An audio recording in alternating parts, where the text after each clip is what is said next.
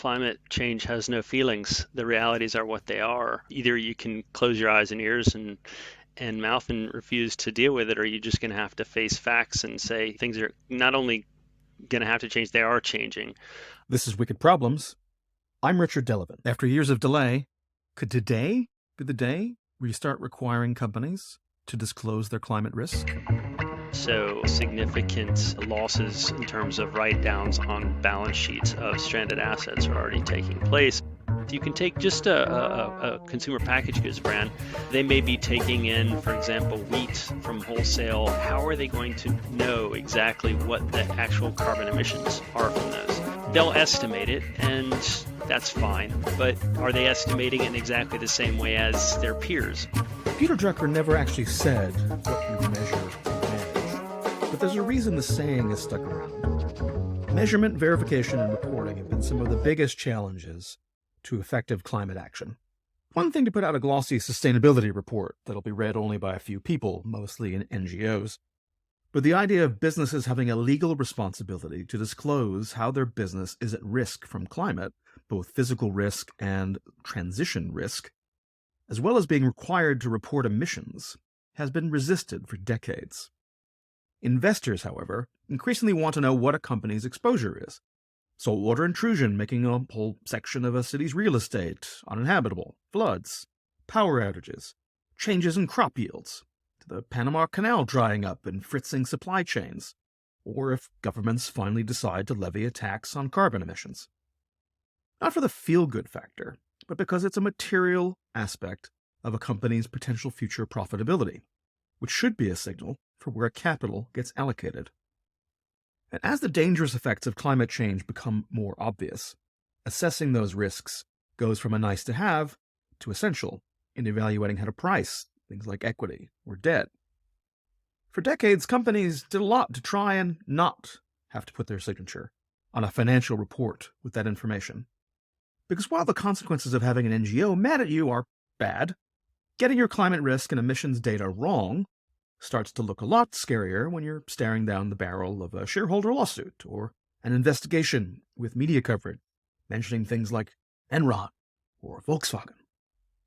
And of course, climate tech and energy companies that are offering more and more powerful tools to measure and manage climate risk and emissions disclosures would have a vast new market created by a standardized set of rules that companies would need to live by. Europe, and even China, have already implemented regulation requiring these kinds of disclosures. But the really big question has, for years, been whether the U.S. Securities and Exchange Commission, the SEC, that regulates all publicly traded companies in the United States, would do the same. Businesses have lobbied through a fierce rearguard action to claim it's unworkable and too much of a burden. But after years of delays, the SEC said it would vote on new rules this spring. But the political climate increasingly looked doubtful. A few weeks ago, we spoke to Ryan Skinner at the climate consultancy Verdantix about the topic, and it seemed likely the SEC might even delay until after the election in November. Could be that the SEC commissioners can read a poll and figure this might be the last chance for several years to put these long-delayed rules on the books. Who knows? But it's March 6th, 2024, and the SEC says today's the day. It's going to vote. The consequences for business and the opportunities for climate tech risk firms could be huge. If you do enjoy these conversations, go to news.wickedproblems.uk and sign up to get them into your inbox.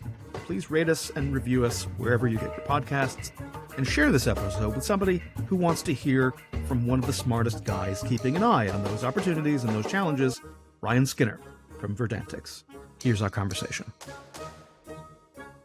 Ryan Skinner, head of research at Verdantix for net zero and climate risk.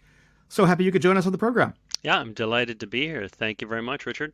And this is your first time on Wicked Problems. We do talk about a range of topics, and I suppose we've been trying to get you on the show for a couple months now after seeing some of the work that you're doing around trying to explain the changing landscape around climate disclosures. Maybe just tell us a little bit about yourself and your background and how you came to this. Sure, yeah, happy to. So I'm the research director at Verdantix on leading the research practice of net zero and climate risk. So just for those who don't know, Verdantix is a market research firm. We have about 100 employees, six research practices, and we advise sustainability, operations, risk, and facilities managers on major decisions that they're needing to make. And so my team focuses on, as I said, net zero and climate risks. So we do research in kind of all topics that fall underneath those. So we get into aspects of carbon management and carbon accounting, as you might imagine, science-based targets. We also are doing research in carbon removals. And then on the climate risk side, we look at solutions to help identify, monitor, and manage physical and transition climate risks. So that's what I'm doing now.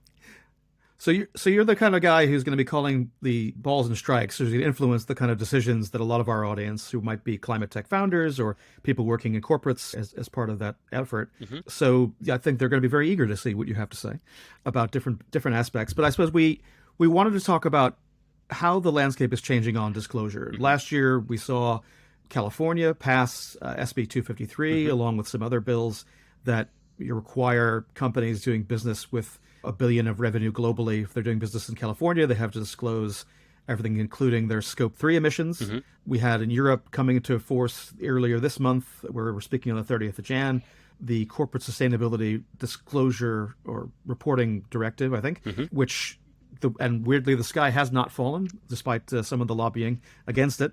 So tell us a little bit about like how things have changed, why these disclosure requirements are coming into place now.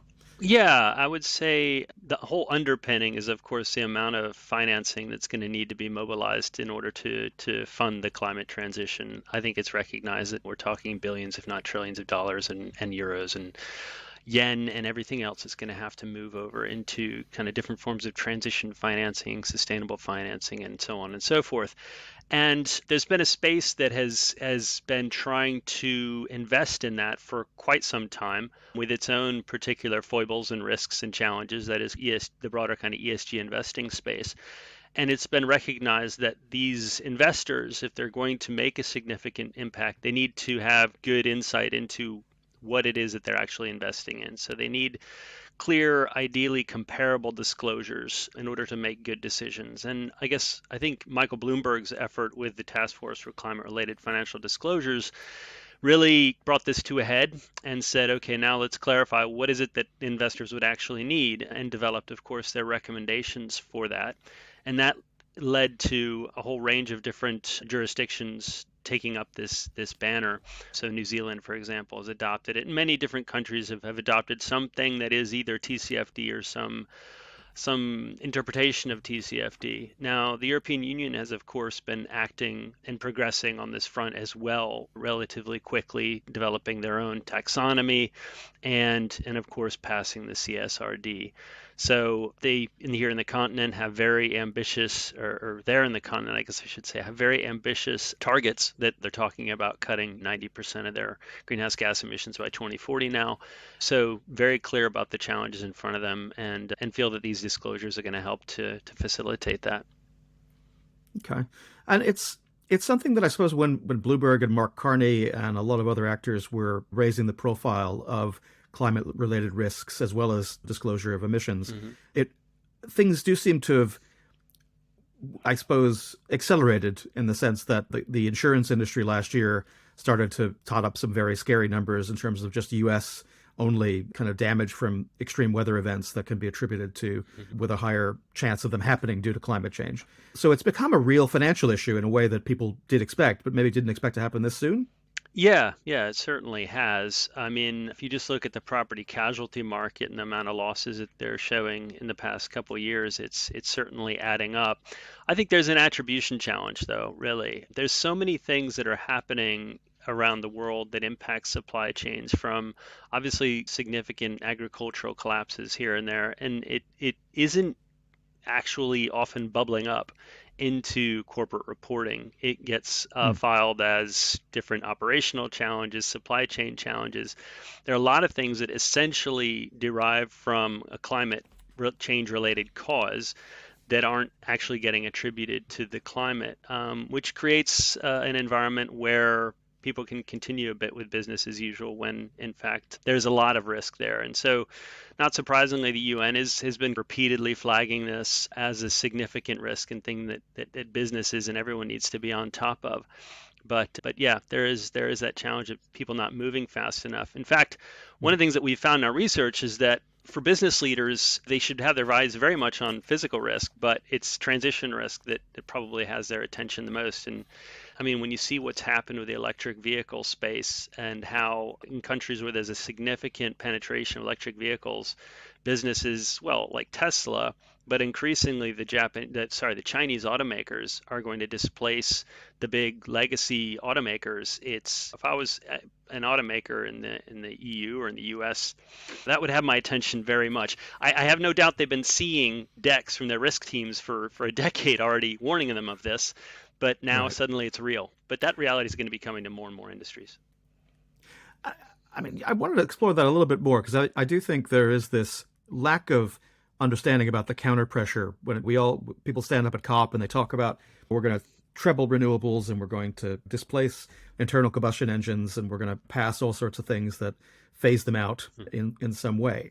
But if you're sitting on top of a balance sheet where you own tens of billions worth of natural gas distribution networks, or you've spent a career designing ICE engines, vehicles, then suddenly that expertise is no longer worth anything, and suddenly your gas network isn't worth what you thought it was, which then has a downstream impact in terms of immediately for you, your bonus, your employability, or the employees who work for the firm, or indeed the book value of the assets, for the entire company. Mm-hmm. And I think many people don't understand, like these stakes are real, and people are going to fight pretty hard to not put their hand up and say, yeah, these things are things that we should be worried about because they're now a material risk to the value of the company.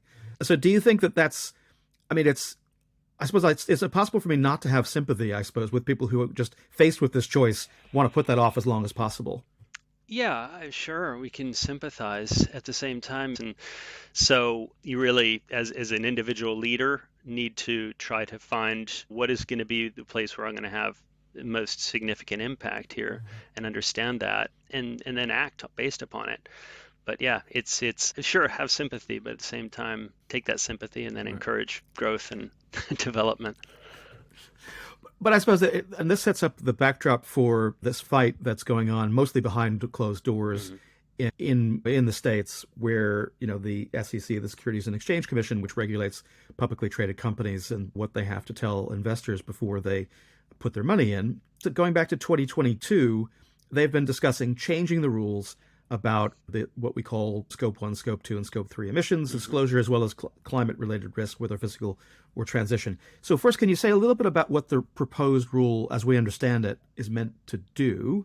And then we might talk a little bit about what you're putting your kind of forecasting hat on, what you think, what we will wind up getting if we get something at all this year. So first of all, what's it about? Yeah, it's very similar to really what's been they're pushing at in the European Union and have done in the UK as well. It's to force large businesses to incorporate in their financial accounting and reporting indications of their climate performance and the climate risks that face the business so that the investor community can act with information and on a comparable basis firm to firm and make smart decisions about how they allocate their capital. So that is the underlying demand and desire. The challenge, of course, is different perceptions within the U.S. political environment about the role of executive branch agencies in policy making. So I think it was the EPA which ran up against the Supreme Court's major decisions argument that the EPA didn't have a right to create policy or determine how power plants would report or create emissions. So there are different interpretations of that, and there is even people on the SEC board. While it seems that the overarching, I think Gensler and the rest of people who are leading this role seem to be for the reporting. There's certainly people within the SEC as well who are against it. The comment period for the SEC's proposed disclosure rules all the way back in summer 2022 produced hundreds and hundreds and hundreds of comments, many of them critical and many of them challenging the issues, especially around Scope 3 reporting, indicating that it was essentially very diffuse, poorly defined accounting. It was going to lead to a lot of error, confusion, a lot of like people having to invest tremendous amounts of money to try to get on top of it, and the sense that this was a waste of time essentially for businesses and wouldn't actually help contribute to better decision making. So I think that's been an ongoing thing. And of course, then we've had just a series of delays. And so we're at a point now where we're in a bit of a purgatory and not knowing when this is going to resolve, but suspecting it probably won't resolve, at least in the next 9 months. Right. So that's interesting. So you think that because of the delays, and we're now into a political season in the U.S., which is only going to ramp up in its intensity. Yeah. So is it your guess the SEC is going to just not touch it during this period? Yeah, they have set April 2024, so 3 months from now is the date by which they're going to formalize these rules. But they also said April 2023 and October 2023, and so it's reasonable to have doubt and worry, like, are they actually going to accomplish it this time? And you have to think, given what I just described about the different interpretations and how that is reflected politically, what's the likelihood that they would then go ahead and formalize only 3-4 months before a presidential election? So it'd be almost like waving a red rag in front of a bowl. I don't know. Yeah. Well, that said, I suppose I was surprised. I'm listening at the moment this week to Baker Hughes, one of the oilfield services companies, and regular listeners will know, full disclosure, ex-client, who have their annual meeting in Florence at the moment, and the only topic being talked about is the decision to potentially pause approvals of new export terminals for liquefied natural gas, which has built up as a big campaign to try and identify the real carbon impacts of LNG, very different from what we might have thought 10 years ago, and that they're scrambling to figure out how do we respond to this. So I think that, who knows? I mean, I guess many people were surprised that in an election year that the Biden administration would in fact decide to go down that path. So I guess we'll see. But if it does go through, I mean, why does it matter? I mean, so just to take a step back, for those people who are not completely au fait with Scope 3, what is it, and why would businesses, want desperately to have it not be part of their requirements to disclose? So Scope 3 emissions are your value chain emissions. It's all those emissions that you don't create directly from either like your boilers or your plants burning fossil fuels, or power plants that supply you with electricity burning fossil fuels, but essentially the products you make burning fossil fuels, like automakers, or the fossil fuels that are created as your inputs are generated. And so there's 15 different categories to them that live within the greenhouse gas protocol. But it is, for most businesses, the lion's share of their actual emissions footprint. So for many businesses, it'll easily be 70, 80, 90% of their emissions. You can take, for example, financial services companies. So category 15 are your financed emissions. So the emissions generated by essentially your investments. And you can only imagine for like a Citibank or something, it's going to be 90+%. So it is the lion's share of most businesses' emissions. The challenges around it is, of course, accounting for those emissions. At a high level, a Citibank could say, yeah, we know. So it's certainly our category 15. And they could probably do a very rough estimate and say, okay, we know of those 90%, Pareto principle, 80% are coming from these very 20% of our investments, which we know are massively emitting. Then like power plants and steel producers and things like that. But if you're going to actually decide that you want to get down into every little gram ton of carbon, it becomes very complex, because for large enterprises, they have very sophisticated, complex, multi-tiered supply chains. Those supply chains are not accustomed to reporting on this. You can take just a consumer packaged goods brand. They may be taking in, for example, wheat from wholesale. How are they going to know exactly what the actual carbon emissions are from those? They'll estimate it, and that's fine. But are they estimating it in exactly the same way as their peers? What if the two are estimating it in a slightly different way? Well, then how is the whole idea of comparability than maintained if you're each estimating in very different ways. And that's how some of the academic research on this has arrived at, given those variances in how things are estimated and totted up and calculated, leads to oftentimes radically different final numbers. And so from an investor Mm. perspective, the notion that you're looking at apples to apples is lost. And that makes the whole parade float come off its wheels. And so is the rule that's being has been mulled over for 2 years now. I mean, is the rule meant to address that uncertainty, to provide this kind of apples to apples comparison so that investors could just look and see? And how technical is it going to get in terms of being prescriptive about how you calculate this stuff? Well, that's I guess the challenge. I mean, the many of the existing rules haven't been terribly prescriptive. Even the TCFD Mm. didn't get into any particular detail about how a Scope 3 inventory would be calculated. You can look in the greenhouse gas protocol, and it's specific but not very explicit. You can still choose your different forms of estimation. There's any number of emissions factors that you can use, which translate grams of a product towards tons of emissions.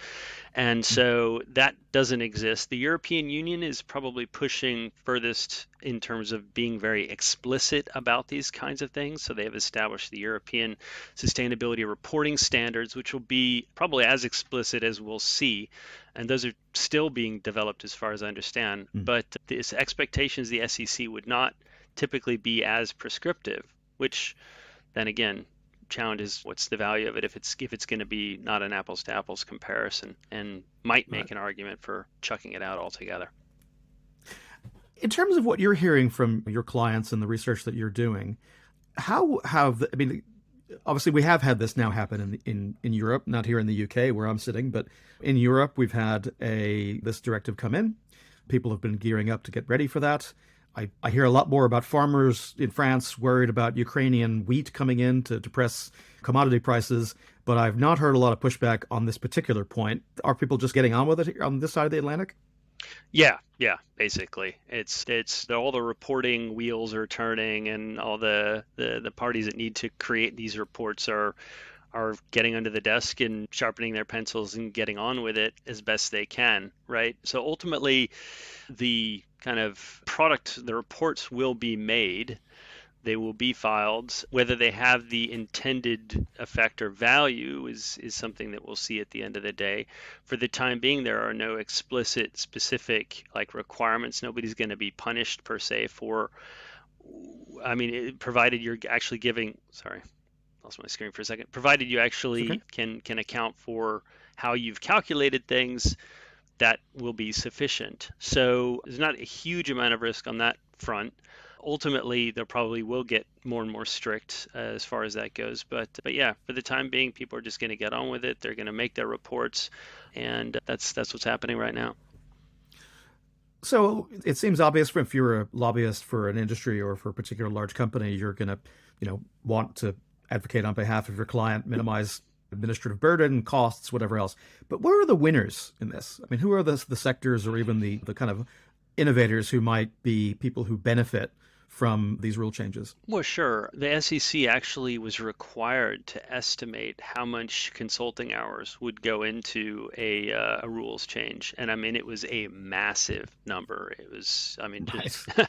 so you can imagine all the consultancies that feed into this, provided, for example, the SEC rule goes through, will Hmm. obviously see a significant large new revenue source come online. In the European Union, that's already taking place. So on the part of people who help large businesses with corporate carbon accounting, for example, and that kind of thing, this is a major business. And then there is, of course, different technologies and softwares and digital solutions that help businesses with this on an ongoing basis, either on the carbon accounting side or on aspects of climate risk calculation and so on. So they stand to benefit.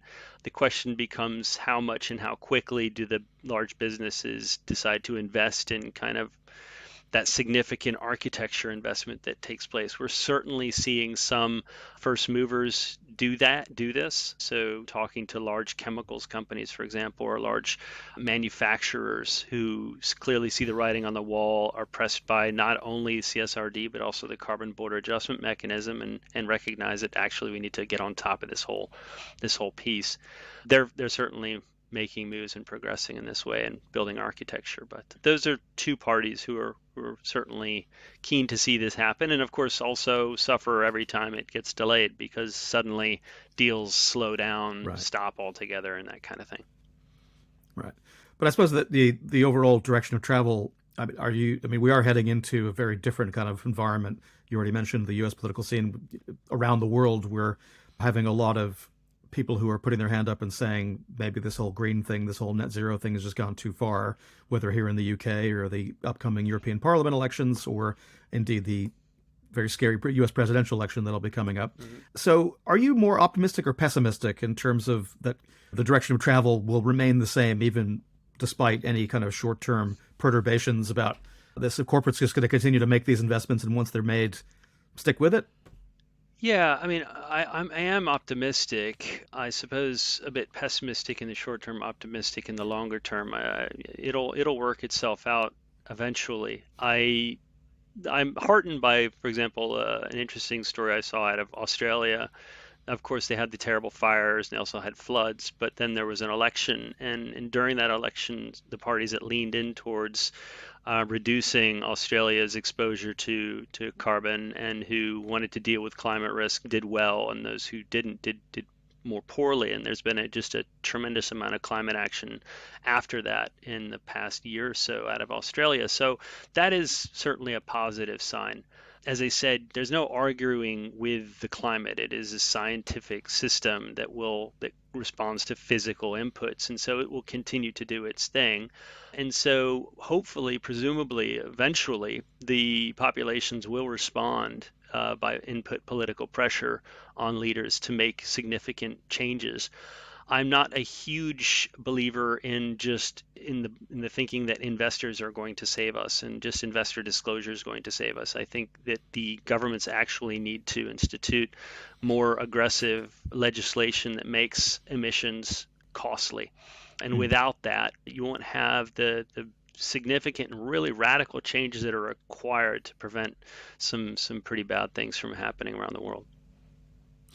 And I suppose we're not anticipating that being one of your predictions for this year. So you have a pretty good track record, as I understand it, in terms of your 2023 predictions, where you had a good batting average in terms of things coming true on methane, on requirements for people with particular skills in the Europe, being hired by European companies. So tell us a little bit about some of the predictions you had for 2024. Sure.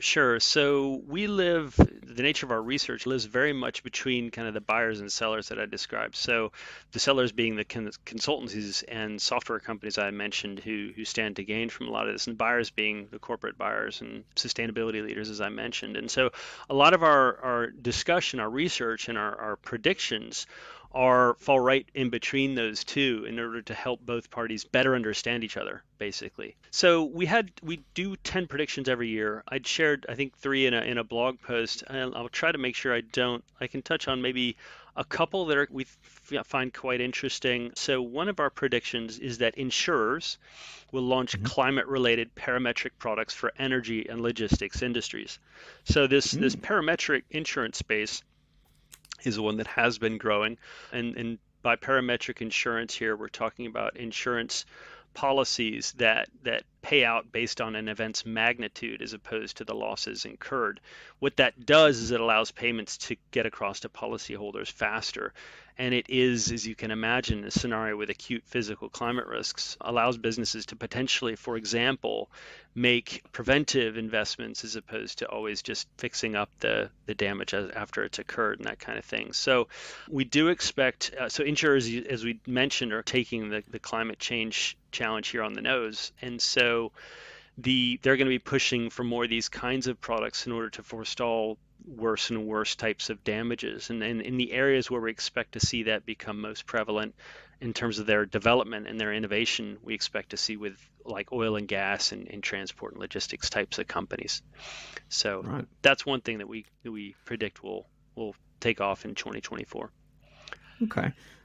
So I think a couple of the others that you had in your blog post, I mean, one was on nature-focused software startups getting $100 million in capital this year. So that's, I think, self-explanatory. Tell me a little bit about the second one that you had, which was on technical climate skills and how you're seeing that ramp up in terms of demand for people with a skill set. First of all, what are technical climate skills? And like you made a comparison with the dawn of the digital transformation era being a big thing 20 years ago. So what's that about? Yeah, so I mean, technical climate skills are the ability to understand core underlying climate data, climate models, and understand how they can be applied to understand business risks. One of the things that we talk about is that intersection, somebody with these kinds of technical skills in terms of understanding underlying climate science, that combined with an MBA is like the business unicorn today. They just barely exist. There's Right. people with this deep client science expertise, and there's people with obviously business expertise, but the two seldom overlap. So we did some really fascinating research last year where we looked at the kind of climate skills space, and one of my analysts found that in many of the major markets like the UK and in Europe, there was essentially more open positions being advertised for people with climate expertise than there were actual climate professionals currently in the market. So you can only imagine what that means. Essentially, most businesses just do not have the capabilities that they need to in order to meet the climate challenge. And so one of the things that we're going to see more and more of, and you hear this from sustainability leaders, many that I've spoken with, it's like within our team, fine, we can bring in some client science experts, we can have those technical climate skills, but actually they need to be put to work throughout the organization. You need procurement people to actually understand this type of stuff and what it means and incorporate it into the actual way they work. Without that happening, none of these things are going to we're not going to make much progress, essentially. And so as a result, we've seen first movers, obviously the big consultancies are investing heavily in their own training. We see more and more training programs pop up, but we expect this to become really more and more popular throughout this year and come to a head where, yeah, technical climate skills are going to be top 5 in terms of training programs in our point of view. Well, I suppose to get more of these nuggets of wisdom and predictions for 2024, people need to sign up for some of the research products at Verdantix. So that's a little plug for the product there. Thank you. Listen, I've kept you over time, so I really appreciate your patience with us. So I guess before we close, I just wanted we ask everybody who comes on to the show if they can offer any insights about things that influenced them and got them interested in working in some of these topics. So anything that jumps to mind that influenced you at any point during your kind of working life or earlier? Sure. I would say, so I started my research in the kind of broader ESG space while I was still an analyst at Forrester. And as an analyst, you often appreciate contrarian voices, people who are willing to shout the truth or their truth in the face of what they believe is a lot of hocus pocus and clouds and shadows. And for that reason, when I was doing that research, I found that the voice of Tariq Fancy was really remarkable and interesting and valuable.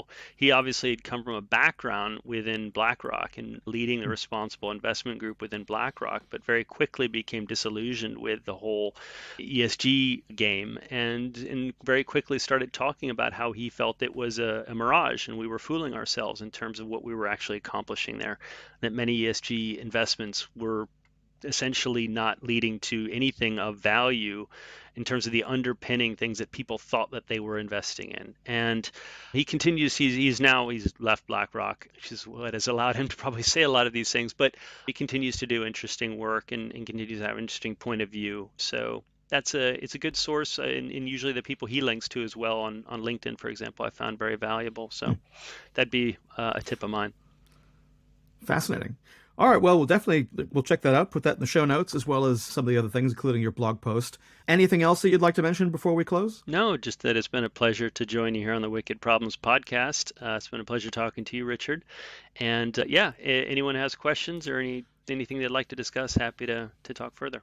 Ryan Skinner, Research Director at Verdantix for Net Zero and Climate Risk. Thank you so much for joining us. Thank you for having me, Richard. Thanks for listening to Wicked Problems.